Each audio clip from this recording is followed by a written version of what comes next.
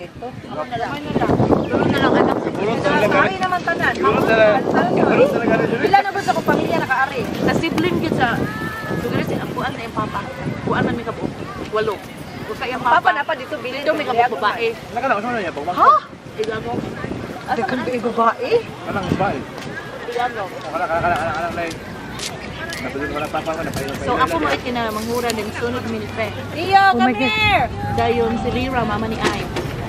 Dayon si Rachel ngalan ang ngalan sa kugsong na usa to sa Yuka. Dayon si Lira ma. Yeah, si Lira. Ano? Si Lira dayon doon sa Yuta dayon si Raquel din si Myrna naa sa Hawaii Kai. So, ang mga anak-anak ko nila, nadala ko na ako. Ano lang lagi? Ang iyang papa. O ang ako, ang isa na isa. Pero kung mag-reunion.